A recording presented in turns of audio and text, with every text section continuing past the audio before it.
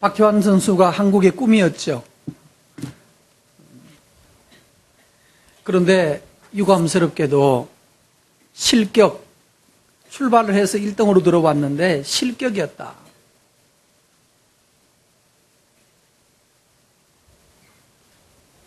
얼마나 화가 나는지, 그죠? 짜증이 나요. 또 뒤에 들어보니까 그 사람 실격시킨 어떤 무슨 감독인가? 심판관이 중국 사람이라면서요. 박태환의 라이벌이 될 만한 선수가 중국 선수라면서요. 그 양반이 작정을 하고 박태환 물 먹이려고 미리 자르려고 애를 쓴 것 같기도 하고. 그런데 한 몇 시간 후에 박태환이가 다시 부활했습니다. 할렐루야. 이거 아멘 해줘야지. 우리 아들 아니어도.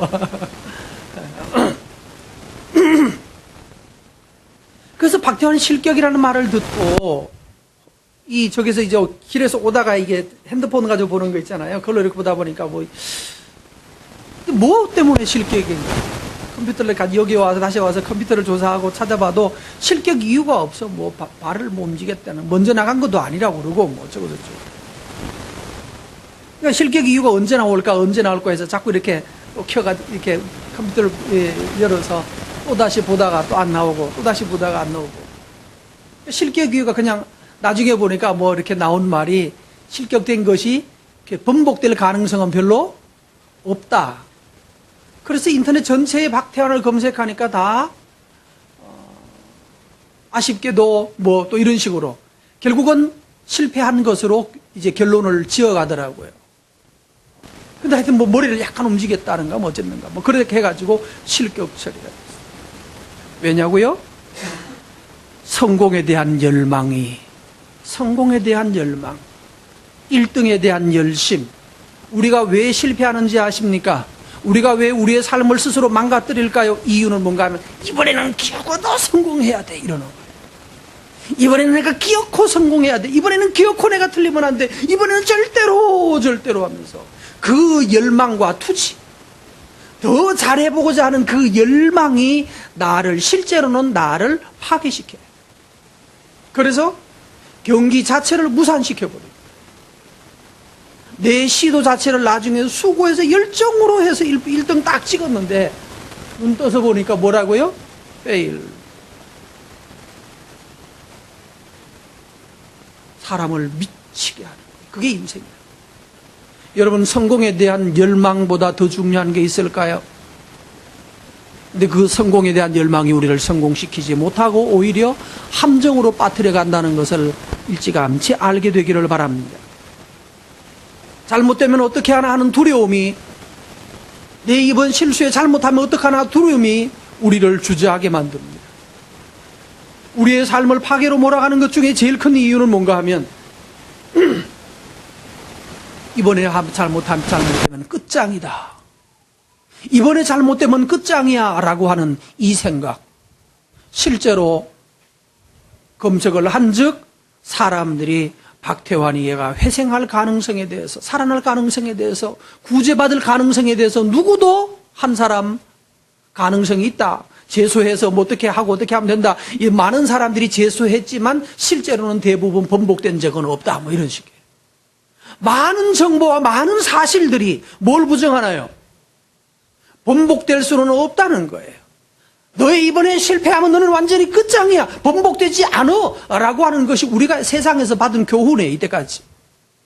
그러나 한 분은 번복되었습니다. 누구죠? 그가 분명히 기절한 것도 아니고 잠시 의식을 잃은 것도 아니고 분명히 그는 죽었었으나 사흘 후에 죽음 가운데서 일어나셨던 것입니다. 누구입니까? 예수님은 그 명백한 죽음을 뒤집고 부활하셨습니다. 여러분에게도 이것을 믿기를 바랍니다. 하나님께서는 우리에게 하시는 일이 바로 이거예요.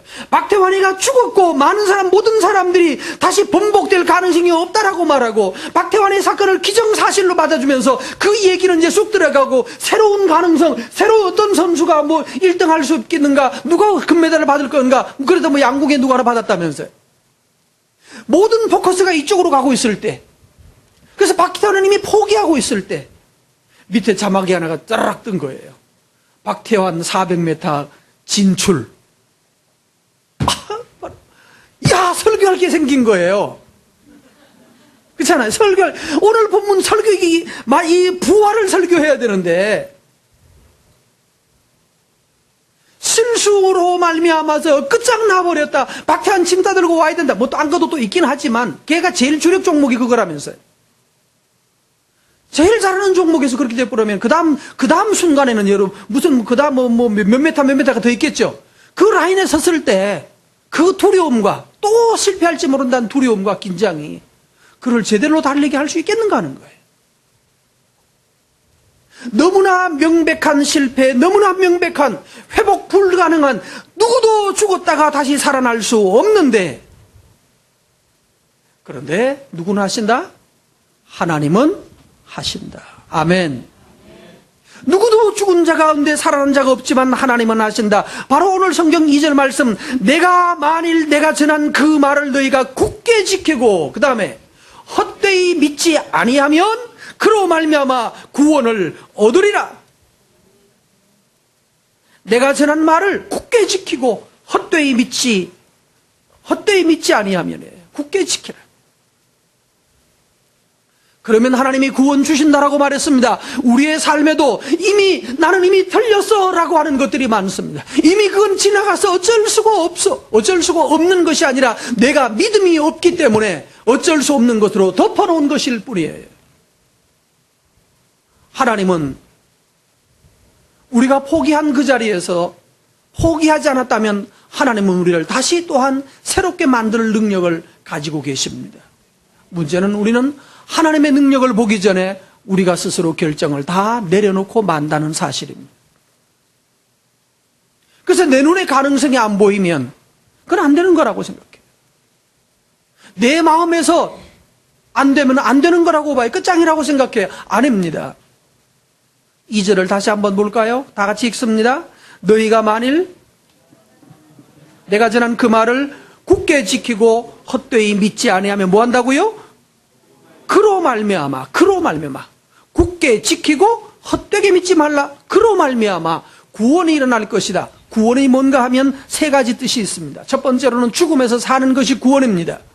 우리가 죽을지라도 또한 주께서 우리 육체도 다시 살려내실 것입니다. 그건 앞으로 장차 있을 일입니다. 두 번째로는요, 마가복음 5장 34절 말씀해 보면 여자가 하혈증이 있죠. 계속해서 피를 흘리고 멎지 않는 하혈에 걸린 그런 여자가 있었습니다. 벌써 13년 동안 하혈을 하고 있었습니다. 자, 여러분, 13년 동안 하혈을 했으면 이 여자 얼굴 색깔은 무슨 색깔? 오한 색깔? 뽀한 게 아니죠? 이때는 뭐라고 그래야 됩니까? 창백한죠. 병색이 완연한 13년 동안 하혈을 했다면요, 얼굴이 그냥 창백했어요. 두 번째요, 그동안에 애는 낳을 수 있을까요? 자체가 불가능했습니다. 하혈을 하고 그러면 성경대로 말하면 부정하다고 여겨져요. 남편이 있었다면 그 남편은 그 여자를 계속 데리고 살았을까요? 부정한 여자 안 되거든요. 부정한 여자랑 같이 살면 자기도 부정해지니까 분명히 아마 이혼했을 거예요. 이 여자에게는 아무런 소망도 없었어요. 여자로서 이미 끝이 나버렸어요. 누구에게도 사랑받을 수가 없고요. 아무런 그동안의 병을 고쳐보겠다고 온갖 사람들에게 다 찾아다니면서, 아마 남편이 돈을 좀 줬던 모양이죠. 그 병 고쳐보겠다고 이 병원 저 병원 다니면서 결국 모든 가진 것을 다 허비하고 이제는 병들고 더 이상 갈 데도 또 가올 돈도 없는 병든 몸 하나만 남아있던 여자였어요. 그런데 예수님께 나아가서 예수님 저 옷자락에 손 한번, 저 옷자락 한 번만 만져봐도 내가 구원을 받을 것이다. 내가 살 것이다. 이런 믿음을 가지고 예수님한테 따라. 그랬는데 그 순간에 어떤 일이 벌어졌죠? 자기 몸에, 아마 그랬을 거예요. 자기 몸에 전기가 아마 왔을 거예요. 몸이 뜨겁게 타기 시작했어요. 본인이 깨달았다고 그랬으니까. 아마 아랫배가 뜨거운 것이 확 일어났다는 거예요. 하혈을 하던 그 하혈 혈루의 근원이 즉시 그냥 레이저 수술을 해가지고 피 나오던 것이 지직 다 봉함되어 버렸어요. 그 순간에 뜨거운 성령의 열기가 심령을 확 뚫는데 하혈의 그 근원이 말라버렸어요. 본인이 느꼈겠죠. 확 열이 확 올랐을 거예요. 예수님 돌아보면서 누가 내 옷에 손댔느냐? 제자들이 아이고 예수님 사람들이 이렇게 밀고 밀리는데 그거 좀 손댔다고 그런 걸로 신경질 내고 그러십니까? 뭐. 아니 뭐 예수님 정도의 그 실력 가지고 이 사람 눈에 저곳에 손 좀 이렇게 누가 좀 이렇게 밀쳤다고 그걸로 짜증내고 신경질 내고 그러면 예수님 아니지. 그때 뭐라고 했는지 아십니까? 딸아, 내 믿음이 너를 구원하였으니 평안히 가라. 내가 병에서 놓여 건강하였다. 이게 구원이에요. 안 되는 것이 아니에요. 부활이 일어난 거예요. 13년 동안 도저히 이제는 더 이상 길 없던 여자의 길이 생겨졌던 것입니다. 그 다음 세 번째로는 누가복음 8장 36절에 보면 어떤 귀신 들린 사람이 있었습니다. 이 귀신 들린 사람은 집에서 거하지도 않고 저 공동묘지에 나와가지고 공동묘지에서 무덤에서 자고 무덤에 뚜껑 열어가지고 무덤 속에 들어가서 잠자고 그랬던 미친 사람이었어요. 힘이 얼마나 센지 쇠사슬로 묶어놔도 다 끌고 도망다니는 그런 괴력의 사나이였어요.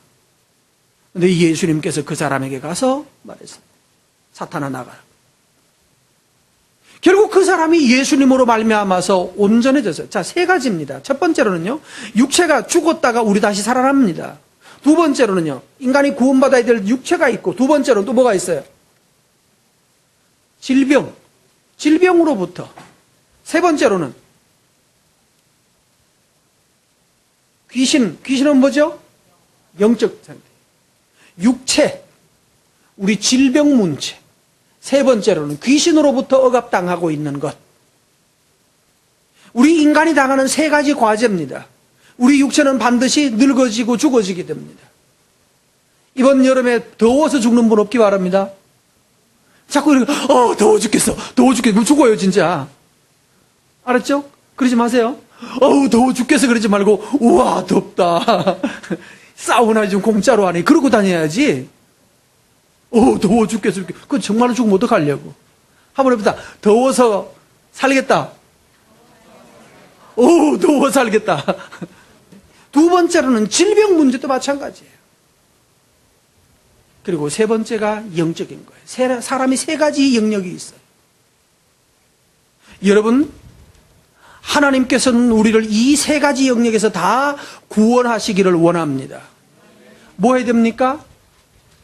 내가 전하해 준 말을 굳게 지키고, 그 다음 두 번째, 헛되이 믿지 말라. 그래서 굳게 지키라는 말은 뭔가 하면 이유 없이, 하는 일 없이라는 뜻입니다. 헛되이라는 말이. 어떻게 해야 되는가 하면 하나님을 믿는데 그냥 이유 없이 믿지 말라. 그냥 이유 없이 교회 왔다 갔다 하지 말래요. 내가 오늘 뭐 하기 위해 하나님께 예배하러 갈 것이다. 잘 준비해서 내가 하나님께 예배하러 갈 것이다. 하나님을 섬기러 갈 것이다. 그게 제대로 믿는 거예요. 그냥 가자니까 습관이 돼가지고 어쩔 수 없이, 또는 아니면 뭐 박해를 피하기 위해서, 집안의 평화를 위해서 이렇게 다니지 말고 분명하게 내가 오늘 하나님을 섬기기 위해서 내가 예배하러 간다. 아멘 하시겠습니까? 그것이 제대로 믿는 거예요. 그래서 하나님 앞에서 정말 와서 예배하러 와서 열정적으로 예배하고 열심히 하나님을 섬기고, 그렇게 되면 하나님이 구원을 준다라고 말했습니다. 구원을 얻을 것이다라고 말했습니다. 두 번째, 이렇게 구원을 받았던 사람들이 누굽니까? 자, 이 하나님께서는 예수님께서 3절 말씀이 있습니다. 내가 받은 것을 먼저 너희에게 전하였노니 이는 성경대로 그리스도께서 뭐 하셨고? 예수님이 왜 죽으셨죠? 누구 위해서? 나를 위해서요. 나를 위해서. 예수님이 여러분을 위해서 죽으셨음을 믿으시기를 바랍니다. 이거 말 바꿀게요. 여러분을 위해서 죽었음을 알기를 바랍니다. 이건 믿고 말고의 문제는 아니에요. 이건 객관적으로는 사실이고, 박태환이가 죽으려고 했다가 죽을 뻔했다가 부활하는 건 사실이에요. 박태환이가 부활한 줄로 믿으시기 400m에 출전한 줄로 믿으시기 바랍니다. 이러면 안 되죠. 말 틀리는 거예요. 그렇죠? 안 믿으면 출전 못 하나요? 그건 사실이기 때문에 내가 믿고 안 믿고는 상관없어요. 어젯밤 뉴스까지 보고 안 본 사람은 박태환이는 실패했다고 믿겠죠. 박태환이 400m 틀렸어. 근데 아마 그 늦은 시간에 다시 뉴스를 보신 분들은 휴, 다시 살아났다며 아실 거예요. 이건 믿고 말고의 문제가 아니에요. 하나님께서 우리를 부활시키기 위해서, 하나님이 우리 죄를 용서하기 위해서 예수님이 십자가에 죽으셨습니다. 이 사실 때문에 그 다음 내가 어떻게 하느냐가 문제예요. 박태환이가 다시 성공했다면, 400m 들어갔다면 우리가 주의할 점은 바로 그겁니다. 우리는 예수님이 십자가에 나를 위해서 죽으셨어요. 그건 사실이에요. 그러면 그 다음에 뭐 해야 되나요? 400m 진출이 안 된다고 했는데 들어갔어요. 그 다음에는 뭐 해야 되나요? 가만히 있으면 이제 금메달 준다고? 아니죠. 뭐 해야 되나요? 금메달 받도록 또다시 뭐 해야 됩니까? 뛰어야 돼요. 근데 유감스럽게 박태환에는 은메달을 그쳤다는 것이 슬픈 일입니다만, 여러분 여기에 있습니다. 예수님이 우리를 위하여 죽으셨습니다. 두 번째로는 성경대로 예수님은 다시 살아나셨습니다. 부활하셨습니다. 예수님은 나의 죄 때문에 죽으셨고 나를 다시 살리기 위해서 예수님은 살아나셨습니다. 그래서 이 예수님이 나를 위해 죽어서 나의 죄가 용서되었고, 두 번째, 다시 살게 하기 위해서 다시 부활하셨다면 나도 부활을 해야 되는 거예요. 죄는 용서가 되었고 이제는 나도 예수님처럼 순종해서 성경 말씀 붙들고 살아서 나도 부활하는 걸 보여야 하는 것입니다. 박태환이가 은메달을 받았다면 나도 최소한 은메달도 받아야지. 나도 박태환이만 받으면 뭐예요? 내가 받아야지. 그렇죠? 여러분 금메달 받기 바랍니다. 오늘부터 그냥 수영해가지고 런던까지 한번 가면 그냥 바로 1등 할 텐데. 자, 여러분 여기 있습니다. 이렇게 순종해서 금메달을 받은 사람들이, 이렇게 해서 하나님의 은혜를 누린 사람이 누구 있습니까? 15절 말씀. 개발하는 베드로입니다. 베드로도 베드로에게 보였고, 두 번째 계속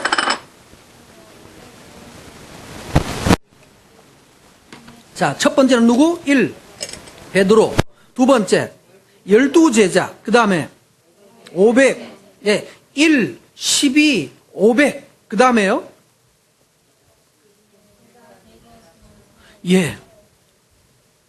수많은 사람들이 뭐 했어요?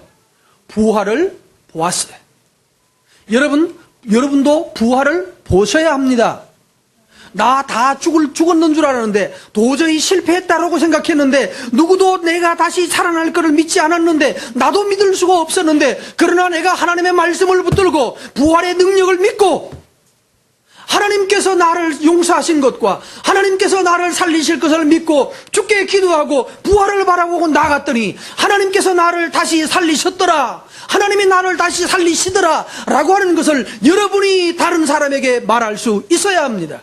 과거에 베드로가 그랬고 12제자가 그랬고 500의 형제들이 그랬습니다. 그 중에 지금 이 글을 쓰고 있는 이 순간에도 대부분 사람들이 아직도 죽지 않고 살아있다고 그 현장을 보았던 사람들이, 성경에 많은 사람들이 하나님을 믿고 부활해서 하나님을 믿고 자기의 삶이 몰락하지 않고 죽음에 굴복하지 않고 실패에 굴복하지 않고 좌절에 굴복하지 않고 다시 일어나서 다시 하나님께서 부활시킨 것을 경험했고 누렸고, 베드로는 물고기 잡는 어부에서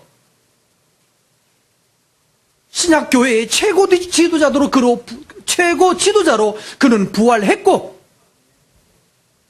500의 형제들도 각각 자기의 삶에서 부활을 경험했던 것입니다.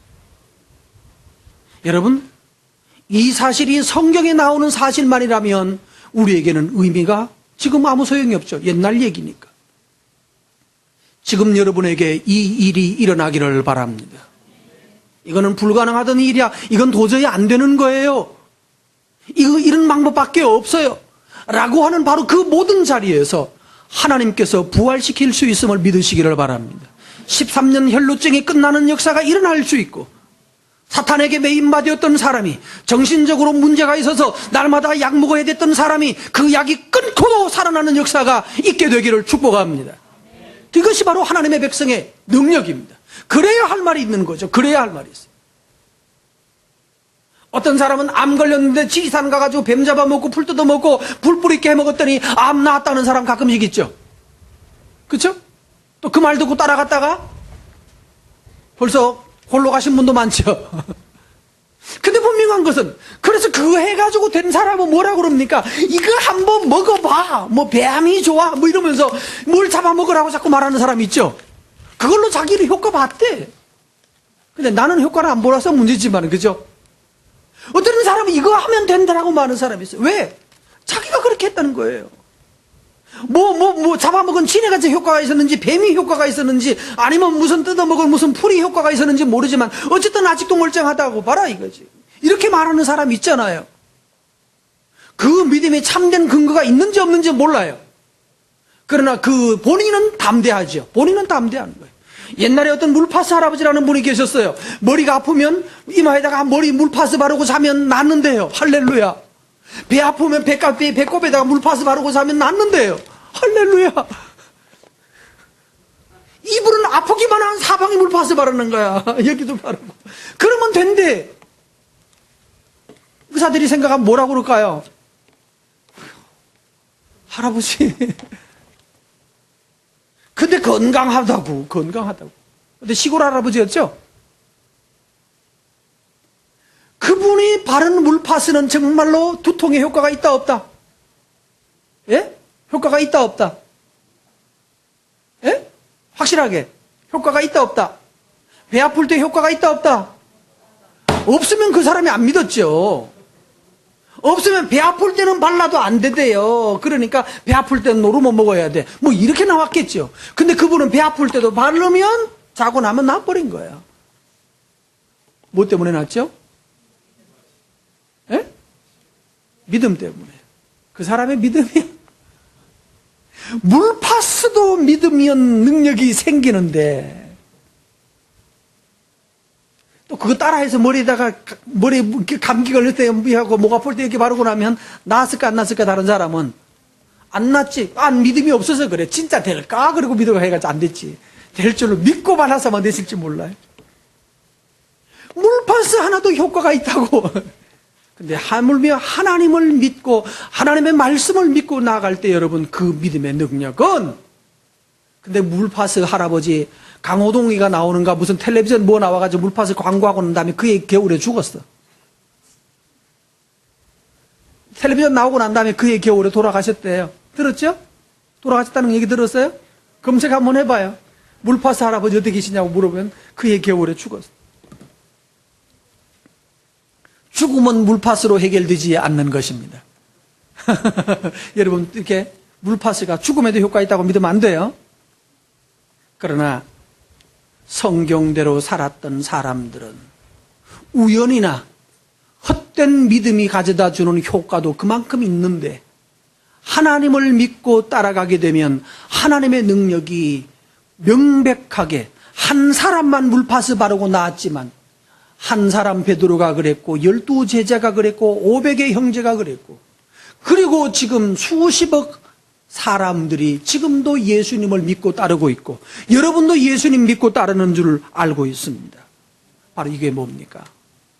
물파스는 한 사람만 효과가 있었어요. 그러나 이 믿음의 증거는 한 사람에 머물지 않습니다. 수많은 증인들이, 성경에 나오는 증인들이 있고 역사상 수많은 증인들이 있고, 지금 현재 시점에서도 하나님을 믿고 따라가는 사람이 바로 이 부활을 경험하고 있습니다. 여러분도 이 말씀 의지해서 여러분 담력을 가지고 하나님 앞에 살기를 바랍니다. 이 말씀 굳게 지키고 헛되이 믿지 않으면 구원을 얻을 것이다 라고 말씀하셨습니다. 이 역사가 내가 하나님을 믿었더니 하나님은 나를 이렇게 구원하셨다, 하나님이 나를 이렇게 복 주셨다라고 하는 것을 여러분도 증거할 수 있는 사람 되시기를 바랍니다. 이 일이 저와 여러분이 해야 될 오늘 우리의 일입니다. 세 번째로는 그러므로 8절 말씀 보시겠습니다. 7절부터 읽을까요? 그 후에 야고보에게 보이셨으며 그 후에 모든 사도에게와 그 다음에 맨 나중에 만삭되지 못하여 난 자 같은 내게도 보이셨나니, 만삭되지 못하다 무슨 뜻인가요? 8삭인지 7삭인지 9삭 그건 잘 모르겠고 칠뜨기 같은, 옛날 식으로 하면 영구 같은. 칠뜨기는 언제 나온 얘기예요? 영구는 여로에 나온 건지 아는데 칠뜨기는 뭐죠? 칠뜨기 어디 드라마에 나온 이름인가? 네, 칠뜨기처럼. 자, 여러분, 바울은 자기 자신을 뭐라고 말했다고요? 칠뜨기 같은 나한테도, 영구 같은 나한테도 그랬습니다. 여러분에게 부탁합니다. 여러분은 칠뜨기 같다는 말에 대해서 동의하실 수 있겠습니까? 예. 바울이 왜 칠뜨기인가요? 왜 만삭되어 나지 못한 자 같은 이런 모습의 바울이 왜 이렇게 됐을까요? 그는 원래 당시 가말리엘이라고 하는 최고 학부에서, 요즘 우리나라로 말하면 어제 무슨 박태환이가 걔는 그래도 싸라고 했던 어떤 여자애가 중국 칭화대학교 나왔대요. 그런 애가 왜 그 말을 해가지고 요즘 그렇게 얻어 터지나 몰라. 누군지 아시나요? 나만 아나? 근데 검색하다 보니까 뭐 어떤 애가 나와가지고 갑자기 막 뭐 트위터에다가 죄송합니다, 내가 말을 잘못했습니다, 내가 미쳤나봐요, 막 그러면서 지가 사과글을 계속 전하는데 공격을 계속 오니까 미안하다고 제발 용서해달라고. 진심은 아니요. 뭐 아니 진심 아니긴 진심이었지 그게. 지금 막 그거 자기 이제 뭐지 이제 걱정이 되는 거야. 수습이 안 되니까. 말해놓고 수습이 안 되니까. 뭐다? 칭화대를 나온 누구다? 칠뜨기가 아니라 칠순이다. 그죠? 영구가 아니고 뭐라고 그래야 되나? 땡순이? 예. 아주 그 천재적인 머리를 가지고 있는 녀석인데 왜 이렇게 칠뜨기 같은 얘기를 했을까요? 그게 자세히 생각해 보십시오. 우린 다 똑똑합니다. 여러분 다 똑똑하신 분들이에요. 바울은 그 당시에 지금 현재 칭화대를 나온 사람보다도, 그거는 칭화대는 수천 명, 수만 명 학생이 있지만 옛날 가말리엘 문화는 정말로 몇 사람 안 됐어요. 가장 탁월한 학자 밑에서 배운 최고의 지성인이었다고요.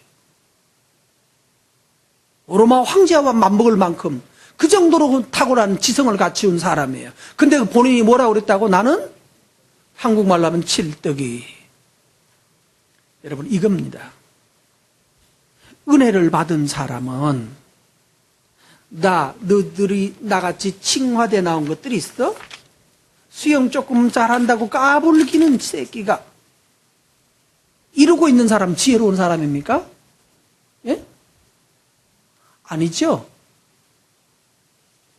여러분은 이렇게 할 수 있기 바랍니다. 저는 칠뜨기예요. 덜 떨어진 애예요. 은혜를 받은 사람은 자기 자신에 대해서 늘 미안한 마음을 가지고 있어요. 나 같은 사람에게 하나님께서 이 은혜를 주셨다는 사실에 대해서 감사하기 때문에,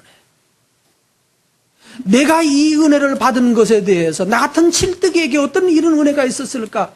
왜 이 사람이 칠뜨기인지 증명해 볼까요? 이 사람이 한 일이 뭡니까?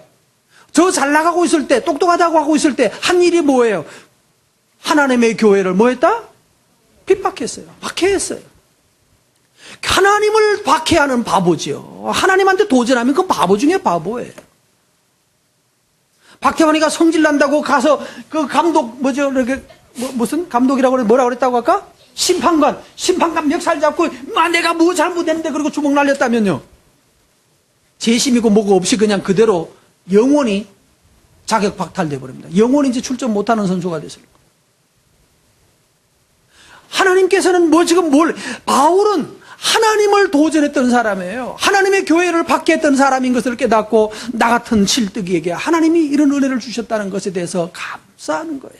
여러분, 은혜를 받은 사람은, 이 부활을 누리는 사람은 내게 어찌하여 이 복음의 은혜가 내게 왔는지에 대해서 늘 감사하며 사는 거예요. 여러분, 그럴 수 있게 바랍니다. 이게 어째서 나한테 왔는지에 대해서 이해가 안 돼야 되는 거예요. 이게 진정한 하나님의 은혜를 아는 사람이에요. 어떻게 이런 사람이 내 아내가 되고 이렇게 훌륭한 사람이 내 남편이 됐는지, 어떻게 이런 애가 내 아들이 됐는지, 내 딸이 됐는지 한번 해봅시다. 감사하다. 고맙습니다. 고맙습니다. 아니 하나님께 말고 내가 교만하면 너는 왜 이따위로 생겼니? 이렇게 나와요. 내가 교만해서 그래요. 내가 칠뜨기라는 사실을 인정하면요, 나는 칠뜨기인데 너는 정상적인 사람이 왔잖아요. 그러면 정상적인 것만 가지고도 감지덕지 해야지 않아요? 그렇잖아요? 그쵸? 그죠? 안 그래요? 앞자리에 앉았으면 그렇잖아요. 나 같은 칠뜨기 같은 나한테 어떻게 이렇게 귀한 아들이 왔는지, 어떻게 나 같은 거한테 이렇게 정상적인 애가 나왔는지. 고집 좀 피우는 것도 뭡니까 사실은? 칠뜨기는 고집 피워 못 피워? 에? 칠뜨기는 고집 안 피우죠. 먹을 것만 좀 그러잖아요. 저 무슨 텔레비전 나오는 안칠뜨기 있잖아요. 이러면서.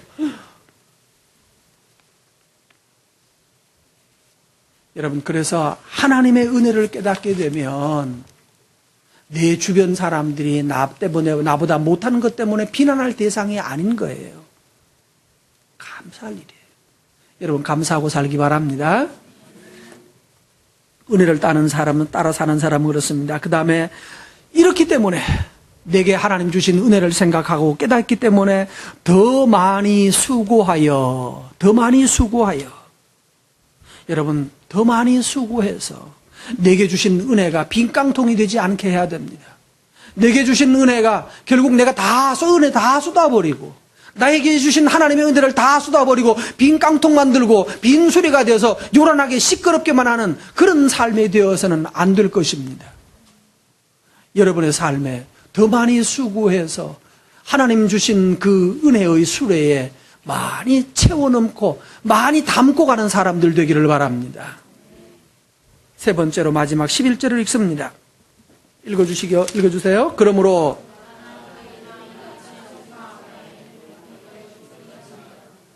나나 그들이나 이같이 전파하며 누구도 너희도 이같이 믿었다. 오늘 말씀하고 있습니다. 제가 여러분에게 말씀했고 바울이 저에게 말씀했고 우리 선배들이 저에게 말을 했던 것처럼 나는 또한 나나 바울이나 성경에 나오는 그들이나 이렇게 믿었습니다. 이렇게 믿고 하나님 앞에 섬겨 살았습니다. 그랬더니 부활을 경험했습니다. 부활을 누리고 살았습니다. 여러분에게도 말합니다. 여러분도 이와 같이 살기를 바랍니다. 그러면 하나님의 부활이 여러분의 삶에 일어납니다. 지금 실패한 것, 지금 좌절한 것, 지금 어려운 것, 거기에 매여서 주저앉지 마십시오.